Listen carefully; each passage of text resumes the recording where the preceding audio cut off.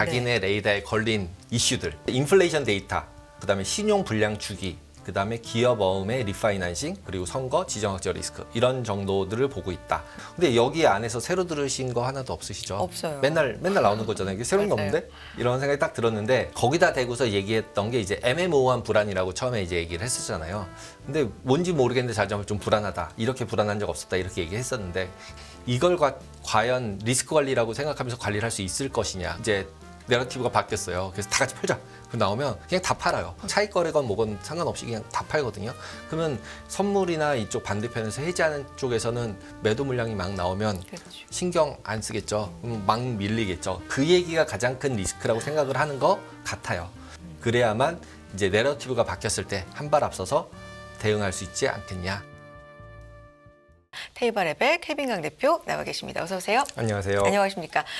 오늘은 좀 새로운 얘기를 또 해주실 것 같은데 오늘의 주제 소개 부탁드립니다. 네, 너무 이게 시황에 얽매일 것 같아가지고 안 얽매일 게 뭐가 있을까 그래서 찾다 보니까 지난주에 이제 맨이라는 그룹이 있어요. 네. 그 헤지 펀드 전략들을 운용하는 그룹인데 그쪽에서 이제 먼슬리 3월까지 실적들을 다 분석해서 이제 어떻게 될 것 같아 이런 걸 하면서 보내준 자료가 있는데 제목이 뭐 잘못될 게 뭐가 있을까 네. 였어가지고 한번 리뷰를 한번 해보고 그냥 그 리뷰한 내용에 대한 저의 생각을 잠깐 말씀을 드리려고 합니다. 아니 우선 감사드립니다. 저희가 뭐 미국 증시 끝나고 바로바로 이제 브리핑을 해드리고 분석을 또 해드리고 있기 때문에 시황에 사실은 이렇게 얽매일 수밖에 없는데 네. 조금 더 항상 다양한 주제, 넓은 시각 가질 수 있게 찾아와주고 계시고요.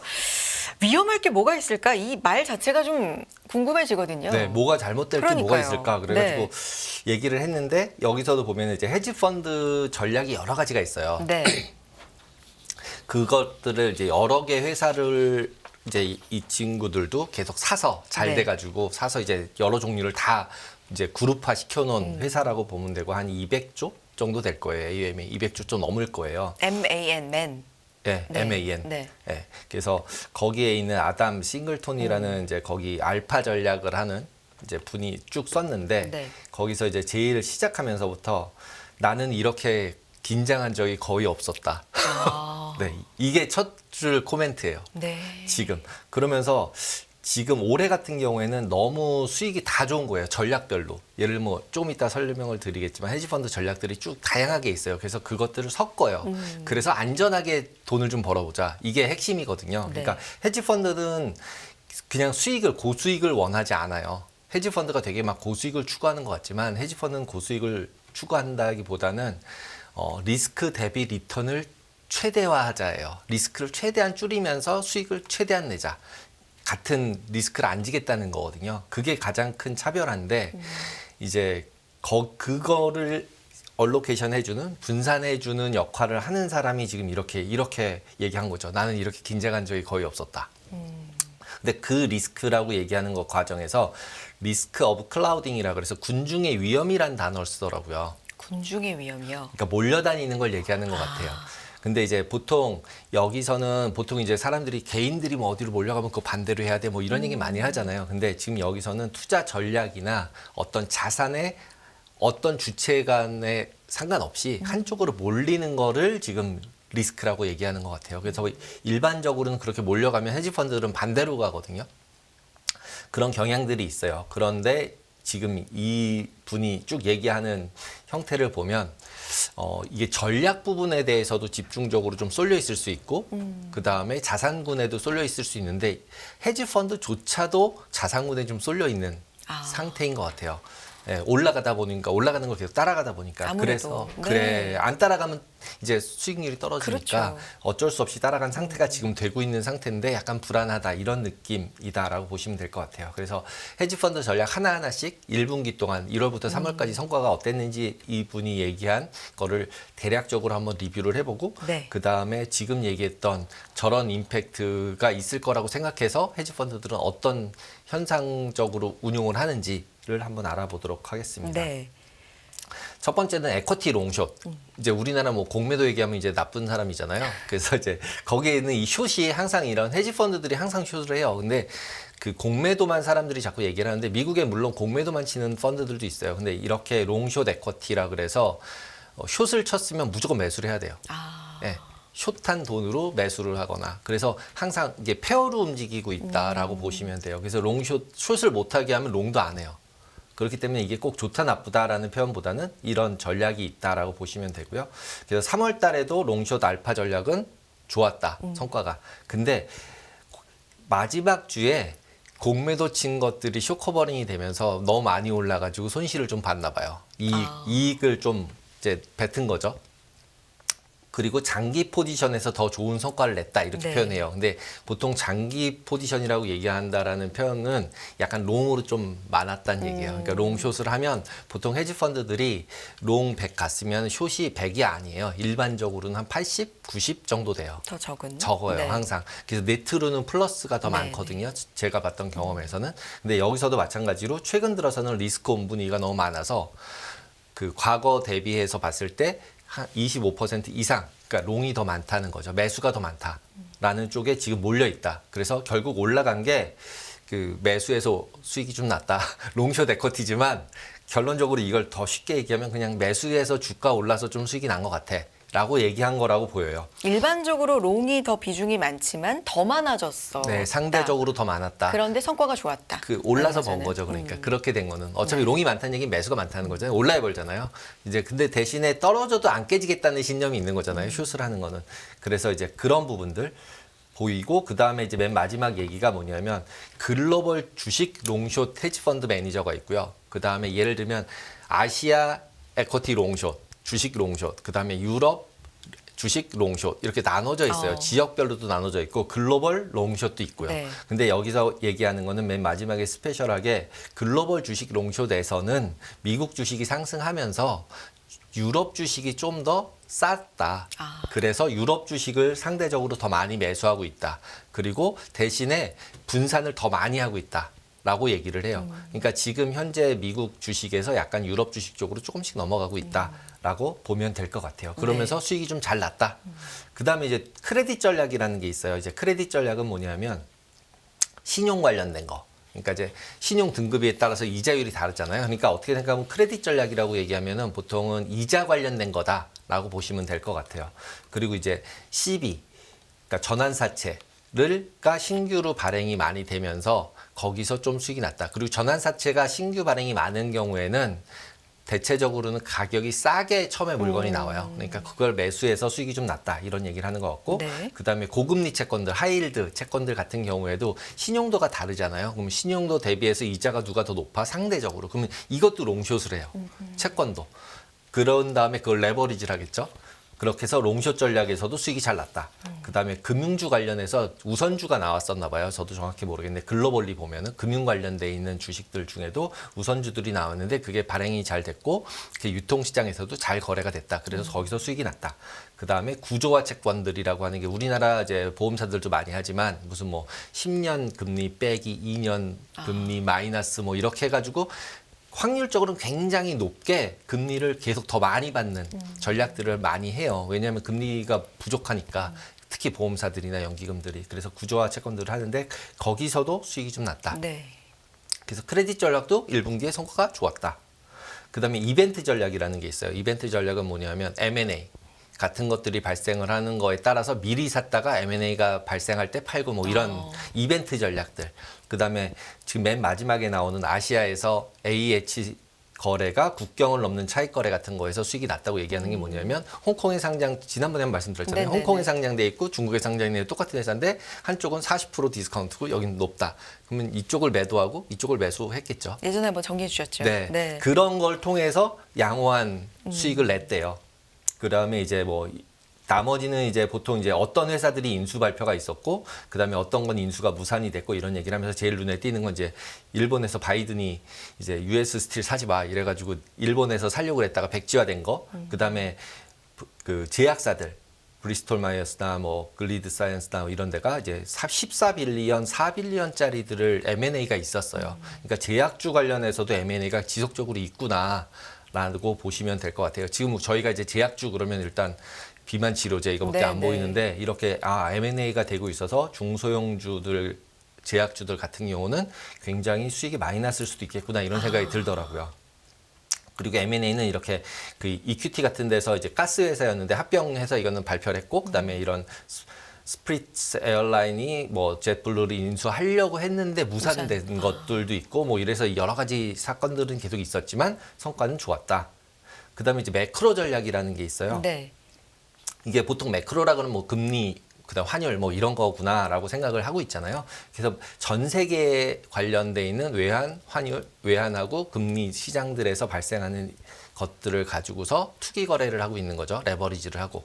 근데 여기 같은 경우도 보니까 전체적으로 이 헤지 펀드들도 금리는 인하하는 걸로 예상이 이미 되고 있잖아요. 지금 이제 좀 뭐 갑자기 4월 달 들어가지고 고용 지표 나오면서 갑자기 이제 2번 얘기 나오고 뭐 안 한다고 그러고 올린다고 그러고 뭐 이런 소리 나오고 시기가 있지만 문제지 언젠가는. 근데 이제 이거는 한다? 지금 3월 끝나고서 나온 거니까 아. 3월까지는 분위기가 그 분위기는 네. 아니었잖아요. 지금 이번 주에 좀 분위기도 바뀌고 있지만 그 분위기는 아니었으니까 그래서 지금 현재 금리 인하가 예상돼서 이 친구들 같은 경우는 미국 채권을 한 게 아니라 유럽이나 라틴 아메리카 쪽 장기 고정금리 채권에 투자를 해가지고 이익을 보고 있다.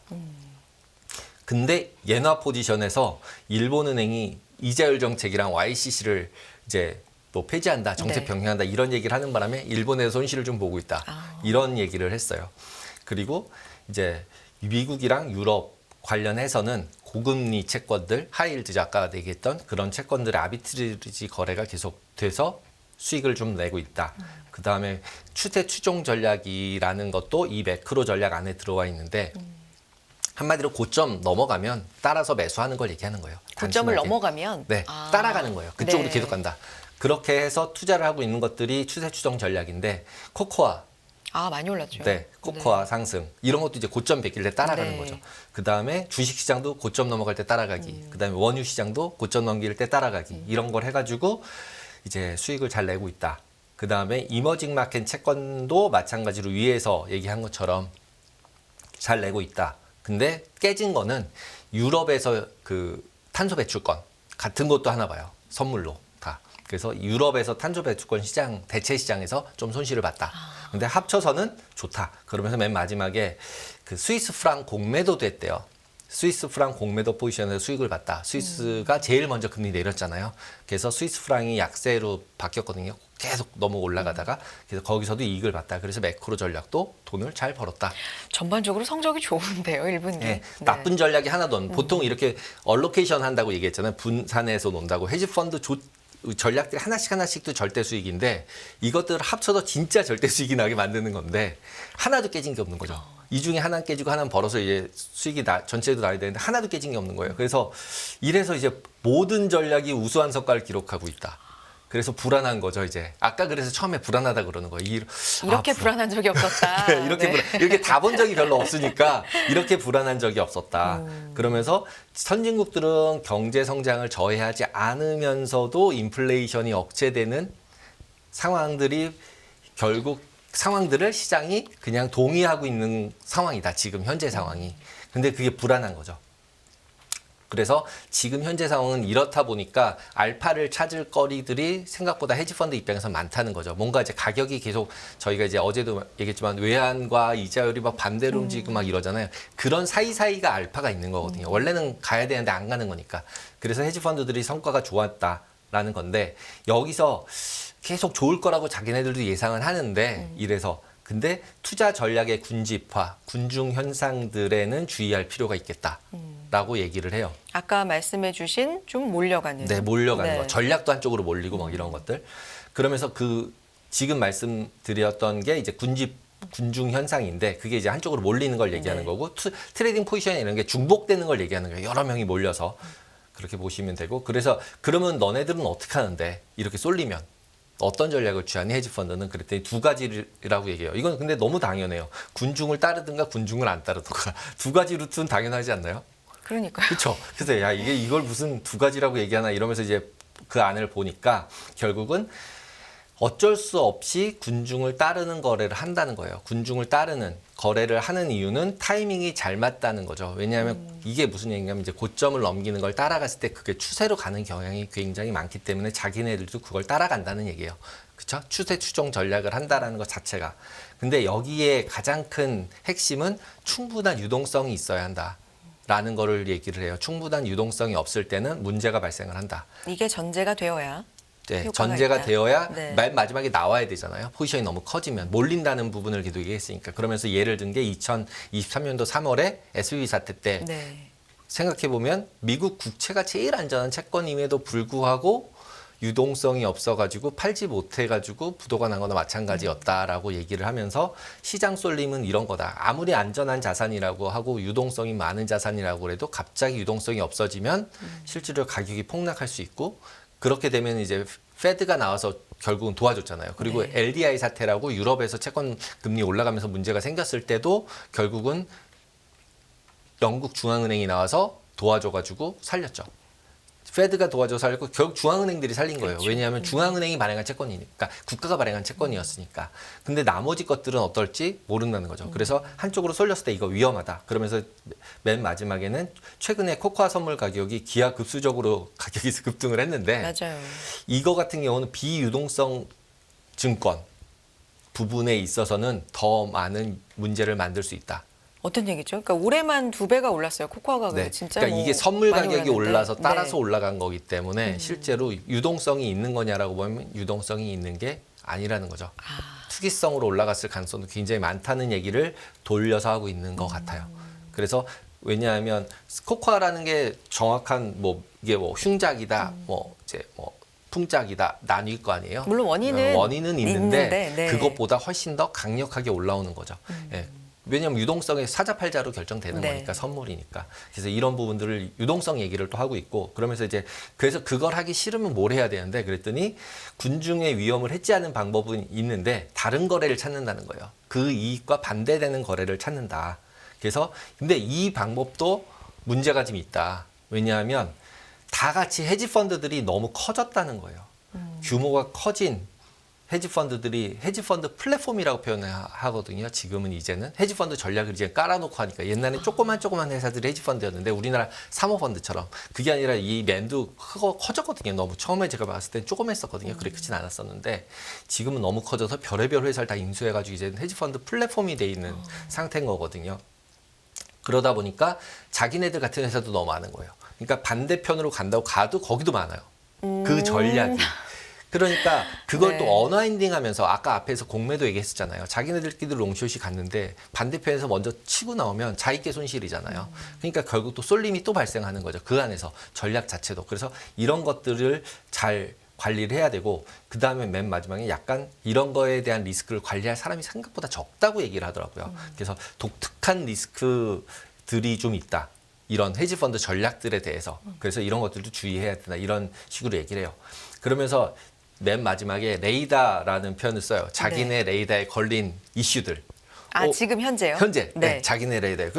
이게 뭐가 있지? 이거 좋네요. 좋네. 네. 그리고 딱 봤더니 자기네들은 시장의 내러티브가 어떻게 변화하는지 위험 선호 내러티브가 변화하는 거에 주시를 하고 있다. 근데 벌써 약간 바뀌었죠. 일주일 사이에 4월 금리가 들어서서. 네. 떨어져서 그러면서 인플레이션 데이터가 중요하고 그다음에 신용 불량 주기 그다음에 기업 어음의 리파이낸싱 그리고 선거 지정학적 리스크 이런 정도들을 보고 있다라고 얘기를 해요. 그러면서 인플레이션 데이터를 계속 잘 봐야 된다. 실현되는 데이터. 그러니까 데이터 드리븐이라고 그랬으니까. 네. 그래서 근데 이게 가장 유력한 경로라고 생각한대요. 인플레이션 문제가 발생을 해서 실질적으로 금리 부분이 바뀌는 부분을 가장 유력한 경로라고 생각은 하고 있다. 근데 지금 4월 달에 조금 그렇게 바뀌었죠. 그렇죠?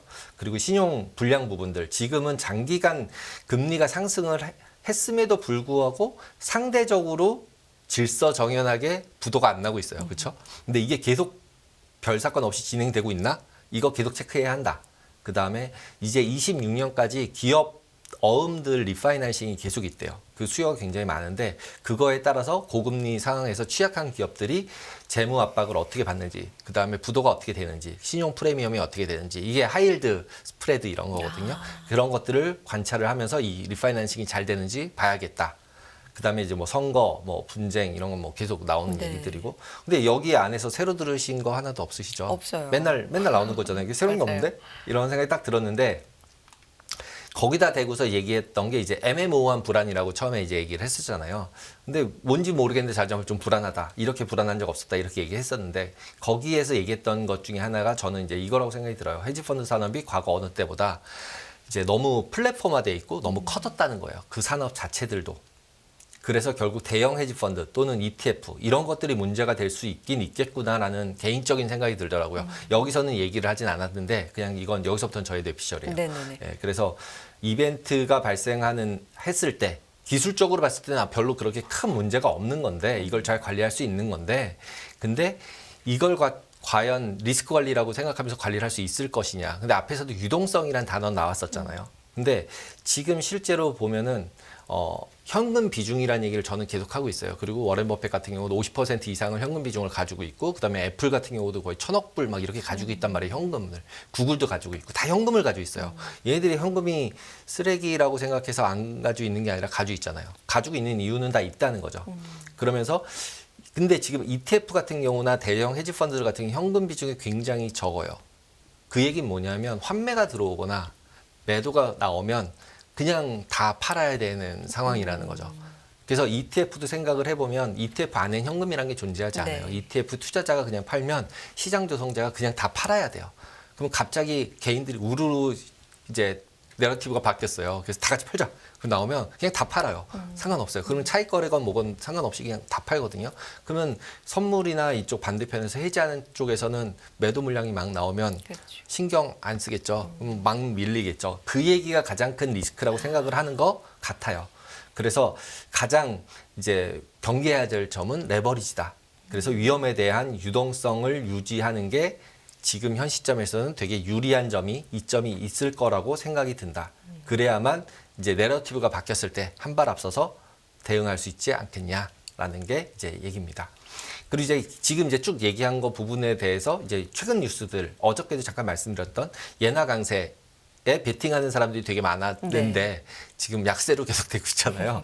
그러면서 이제 그 약세로 했던 UK에서 이제 그 영국에서 제일 큰 헤지 펀드라고 얘기하는 비기스트 펀드가 베팅한 게 그 BOJ가 일본 중앙은행이 금리 인상하는 거가 잘못된 거였다라고 해서 베팅을 하고 있다. 이게 어떻게 보면 앞에서 얘기했던 군중 위험을 해지하는 거죠. 남들은 다 이제 금리 올리니까 얘네가 강세가 될 거야라고 하고 베팅을 하고 있는데 얘네들은 반대로 가고 다른 있는 거죠. 쪽으로. 반대편으로 가고 있는 거죠. 그러면서 운용되는 1.5조 달러를 운영하고 있는 매크로 펀드, 아까 앞에서 봤던 그런 헤지 펀드와 같은 전략을 취하는 곳이죠. 얘네도 헤지 펀드니까 그런 형태의 펀드들이 이제 일본이 아무리 개입을 해봤자 안 될 거다.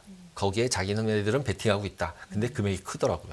그래서 그리고 이제 미국 같은 경우는 불안해서 유로로 하고 있다라고 얘기를 하는 뉴스예요. 이게 지난주 나온 뉴스였고요. 네. 그래서 이렇게 앞에서 얘기했던 거에 반대로 하는 부분들을 이런 식으로 운용을 하고 있구나라고 보시면 되고, 그 다음에 그 레포 펀드라고 지난번에도 한번 가져와서 설명드리려도 못했던 것 같은데 사모펀드나 헤지 펀드들이 저희도 많이 들어봤잖아요. 네. 레포 펀드. 근데 레포 펀드는 대부분 다 사모펀드예요. 헤지 펀드예요. 실질적으로. 왜냐하면 레버리지를 써야 돼요. 레버리지를 쓴다는 얘기가 뭐냐면 우리가 뭐 영레포, 레포 이런 얘기 계속 많이 하지만 실질적으로 레포 펀드 안에서 무슨 일이 일어나는지 별로 생각해 본 적이 없는 것 맞아요. 같아요. 그 레포 펀드 안에서 무슨 일이 일어나면 채권을 사요. 펀드잖아요. 그럼 100이 들어왔는데 채권을 사요. 국채를 사요. 예를 들면 은행채를 사요. 사고 네. 난 다음에 그럼 이자가 들어오잖아요. 네. 그다음에 그걸 다시 담보로 맡겨요. 돈을 다시 더 빌려요. 그다음에 그걸 다시 한번 또 사요. 그럴 때마다 헤어컷이라는 단어가 있어요. 그러니까 담보 비율. 그래서 조금 적게 빌려줄 거 아니에요.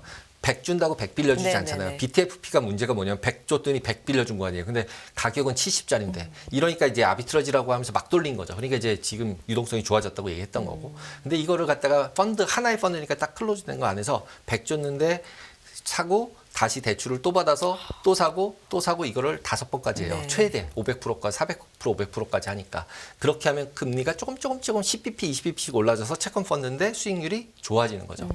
실질적으로 이게 레버리지가 걸려 있는 거죠. 만약에 이것도 맨 꼭대기에서 매도해줘라고 하면 빵빵빵빵 매도가 계속 나오겠죠. 레퍼 펀드들 자체도. 그래서 레퍼 펀드를 드실 때도 생각을 해보셔야 되는데 저게 그냥 공짜 아니라는 거예요. 유동성 위기가 발생을 하면 갑자기 무슨 일이 일어날지 몰라요. 물론 거기엔 좋은 채권들만 사요. 레퍼 펀드는. 담보를 안 해주니까. 국채를 사거나 은행채 정도를 사지. 근데 요즘 우리나라 뉴스 찾아보시면 여전채를 갖다가 레퍼 펀드에 넣는다는 얘기가 있어요. 그러니까 여전채는 그래도 좀 위험한 거잖아요. 그러니까 그런 것들도 있기 때문에 지금 상황에서는 이런 채권형 펀드들 드실 때도 좀 조심하셔야 될 것 같다라고 말씀을 드립니다. 많이 몰리는 부분이 좀 위험하다라는 어떤 생각들, 그렇다면 반대급부 전략으로는 어떤 부분을 써야 네. 되는지, 그리고 좀 갑자기 튀어나올 수 있는 이런 내러티브로는 어떤 것들을 생각하고 있는지, 이런 측면에서는 네. 투자자분들도 함께 좀 생각해 보면 좋을 만한 내용들 오늘 소개해 주셨습니다. 테이블앱의 케빈 강 대표 함께했습니다. 고맙습니다. 감사합니다.